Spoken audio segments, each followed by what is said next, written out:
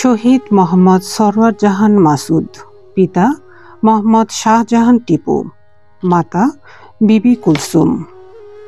2003 সালের 23 নভেম্বর ফেনী জেলার দাগনভূঞা উপজেলার উত্তর জয়লস্কর গ্রামে জন্মগ্রহণ করেন শহীদ মোহাম্মদ সরওয়ার জাহান মাসুদ। তার পরিবারের সদস্য সংখ্যা 5 জন। তিনি ফেনী সরকারি কলেজে ডিগ্রিতে অধ্যয়নরত ছিলেন। শহীদ মাসুদ শুরু থেকেই বৈষম্যবিরোধী ছাত্র আন্দোলনে সক্রিয় ছিলেন। 2024 সালের 4 আগস্ট মহিপালে আন্দোলনরত অবস্থায় গুলিবিদ্ধ হয়ে তিনি মাটিতে লুটিয়ে পড়েন। আহত অবস্থায় মাসুদকে হাসপাতালে নেয়ার পথে তিনি শাহাদাত বরণ করেন।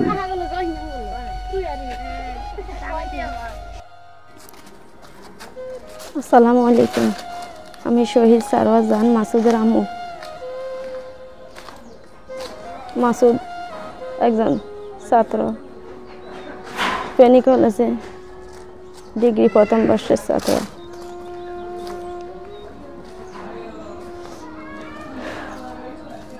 আর ছেলে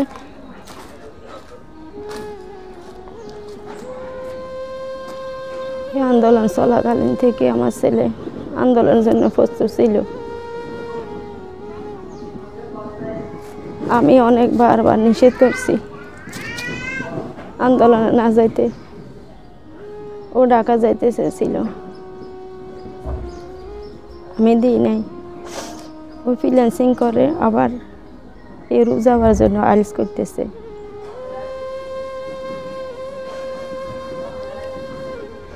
তিন তারিখে ও আন্দোলনে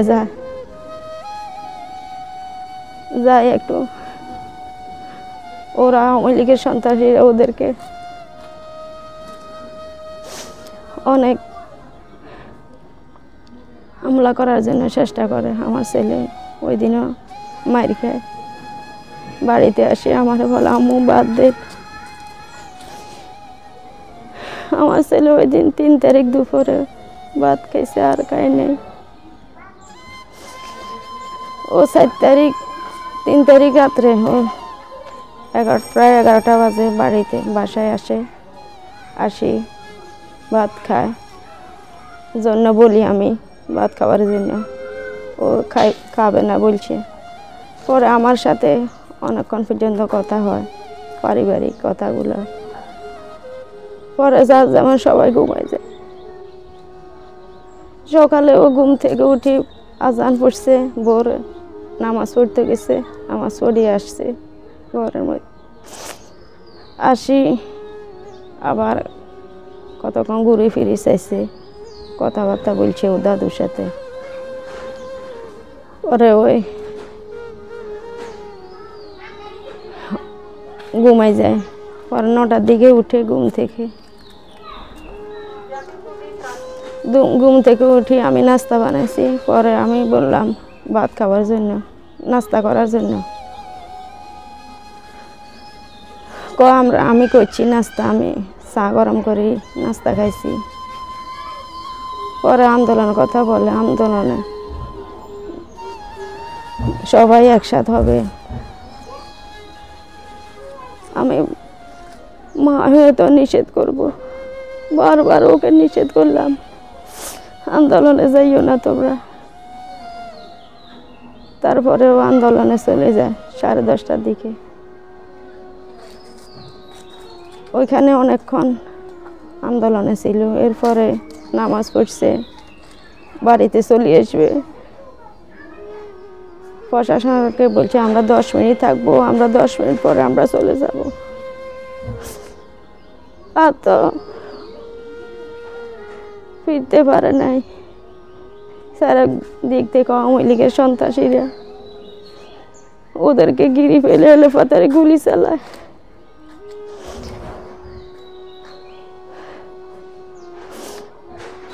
আমার ছেলে নিথর দেহ সবার পড়ে যায়। ওরা হসপিটালে নিতে চাইছে, ওরা দেয় নাই। সদরে নিতে চাইছে, পরে দাগনভূঞা নিছে। ওরা মৃত ঘোষণা করে আমার ছেলের। পরে থানা থেকে পুলিশ চলে যায়, ওখানে ওরা থানাত নিয়ে আসে, ওখান থেকে ওরা আবার সদরে নিয়ে যায়। নেওয়ার পরে ওরা আমার ছেলেকে দেয় নাই, দিতেছে না, অনেক বারবার রিকোয়েস্ট করার পরেও দেয় নাই। পরে 3টা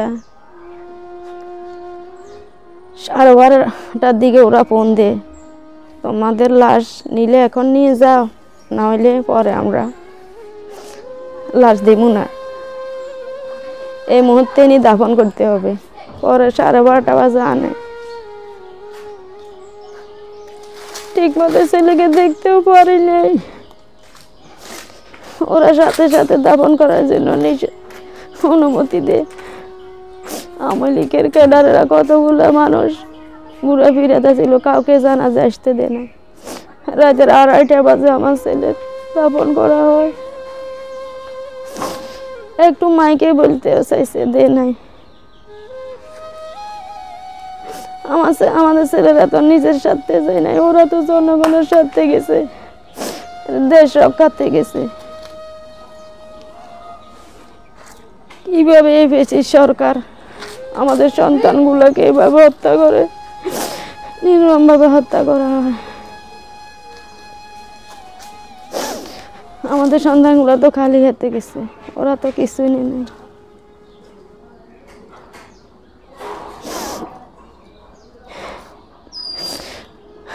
আমার ছেলের মতো এরকম তো আর কেউ না। আমার ছেলে সবসময় মানুষের উপকারে আসতো, জনগণের উপরে। আজ ছেলেরা চলে যায়, মানুষের উপকার করতেছে। বাঁচে থাকলেও তো কত বছর একটু কত আশা ছিল, কত ফোর্স করছে ও, আর অনুপানগুলো বেঁচে থাকার অধিকার আছে। আজ আমার ছেলেও জালিমের হাতে শহীদ হয়।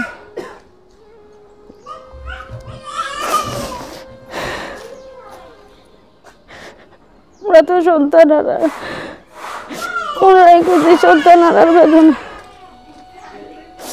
আর কেউ তো বুঝে না।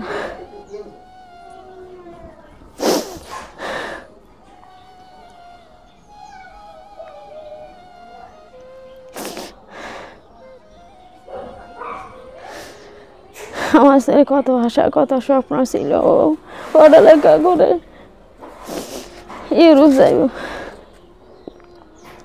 তার সব আশা চুরমার হয়ে গেল এই আওয়ামী লীগের সন্ত্রাসের গুলিতে। ও 5 ওয়াক্ত নামাজ কলমা পড়তো।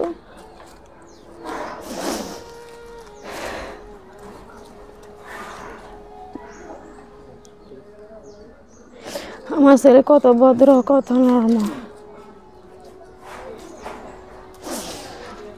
আমার ছেলের মতো মানুষ হতে হয় না।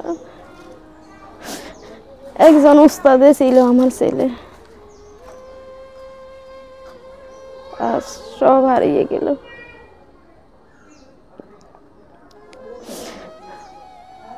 আমরা প্রশাসনের কাছে জোর দাবি করি যেন আমার সন্তানদের দ্রুত বিচার করা হয়, তাদেরকে শহীদের সম্মাননা দেওয়া হয় যেন।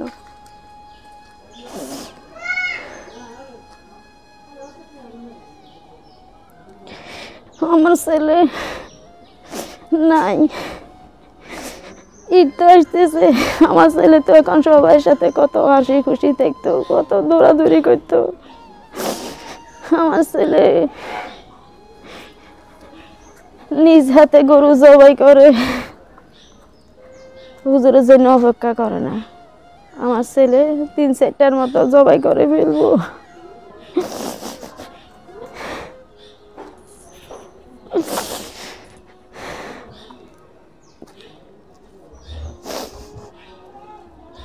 আর যেন সবকিছু অন্ধকার হয়ে পড়ছে।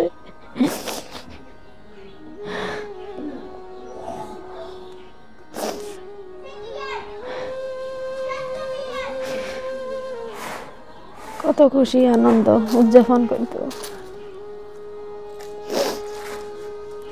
আজ আমরা সন্তানারা মা বেঁচে থাকিও নাই, মরার মতো। ওই জালিম সরকার আমাদেরকেও মেরে ফেলতো যদি 5 তারিখে যদি পতন না হইতো, আমরা তো বেঁচে থাকতাম না, আমাদেরকেও শেষ করে দিত। আল্লাহর দয়া, সকালের দোয়া, আমরা বেঁচে আছি।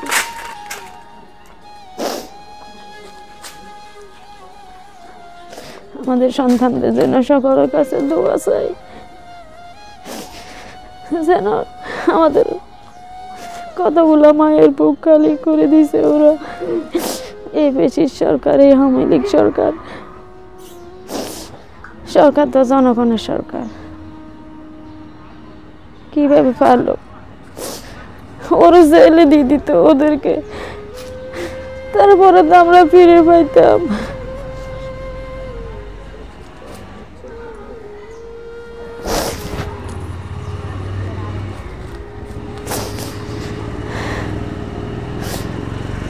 আমরা যেন আমার সন্তানদের বিচার পাই, যারা এই হত্যাকাণ্ডের সাথে জড়িত তাদেরকে আইনের আওতায় আনে, যেন ফাঁসি কার্যকর করা হয়। আমরা তো এমনি মরে গেছি, আর বাঁচি থাকি কি করবো।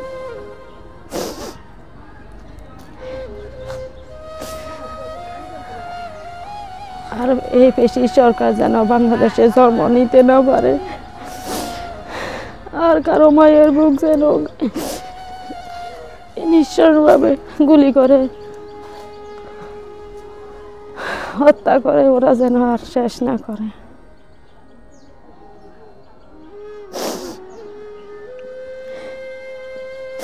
আজ 10 মাস হয়ে গেছে, কোনদিন তো ভাবি নাই ছেলেদের এভাবে হারিয়ে যাবে।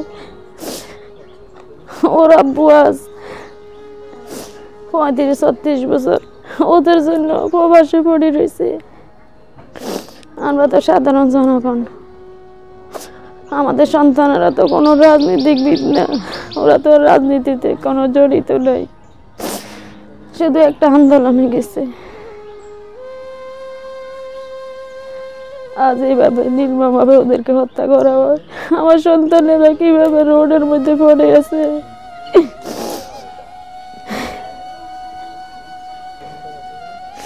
সবাই ঈদ করবে, আমাদের তো ঈদ নাই, আমাদের তো আনন্দ খুশি বলতে কিছু নাই। আমরা চাই আগের মতো সবাই যেন ঐক্য থাকে, যেভাবে আন্দোলনে ঐক্য ছিল এখনো যেন ঐক্য থাকে। আমাদের সন্তানদের বিচারের দাবি করে সবাই। আমি সকলের কাছে, জনগণের কাছে, প্রশাসনের কাছে, সবার কাছে আকুল আবেদন জানাই। আমার ছেলে সবসময় সকালের বিপদ আপদে এই গাড়ি নিয়ে বেরিয়ে যেত, কেউ বিপদে পড়ছে নি, কেউ কারো রক্ত লাগবে কিনা, সবকিছুতে আমার ছেলে সহযোগিতা করতো সবাই। দান সদকা থেকে মানুষের দুঃসময়ে সাহস করে এগিয়ে যেত। আজ আমরা সন্তানেরা মা, আম্মু বলে তো আর ডাকে না, ওরা তো আমাদের সন্তানগুলোকে মা ডাক থেকে বঞ্চিত করে দিছে। আমার ছেলে 4টে গুলি আমার ছেলে বুকে, 3টে গুলি বুকে লেগে যায়, একটা হাতের মধ্যে দিয়ে বেরিয়ে চলে যায়। বীর পুরুষদের মতো, বীর শহীদের মতো আমার ছেলে সবগুলো গুলি বুকে নিছে শুধু দেশ রক্ষার জন্য।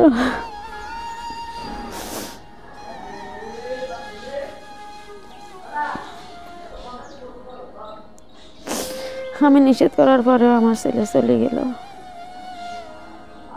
আমি তো মনে করছি আমার ছেলে যায় নাই। আমার ছেলেরে ফোন দিয়ে আমার ছেলে ফোন ধরে নাই। আল্লাহ তো আমারে ভুলে ফেলছে, আমি তো আর মনে নাই। আমার ছেলে তো বলছে আজকে সবাই আন্দোলনে যোগ দিব। আল্লাহ তো আমারে ভুলা লাইছে।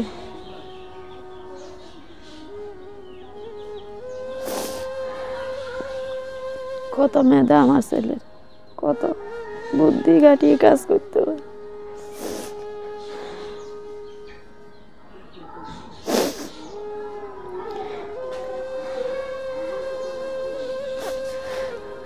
ছেলের প্রশংসা একজন মায়ের জানে ছোট থেকে বড় করা কত কষ্টের।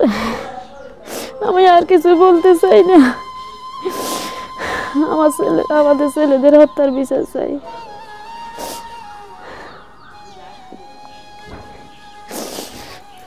এ বলে আমি শেষ করলাম।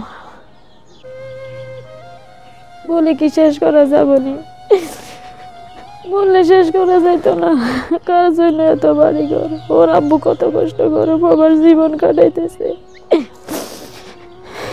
কিভাবে ওরা এই সন্ত্রাসী ফেসিবাদ সরকারে পাইতো আমাদের সন্তানগুলোর উপর গুলি চালাইতো। ওরা লাঠি ছোড়া দিয়ে ফিটিয়ে দিত, হাত পা ভেঙে দিত, তারপর তো আমাদের সন্তানগুলো বেঁচে থাকতো, মা বলে ডাকতো।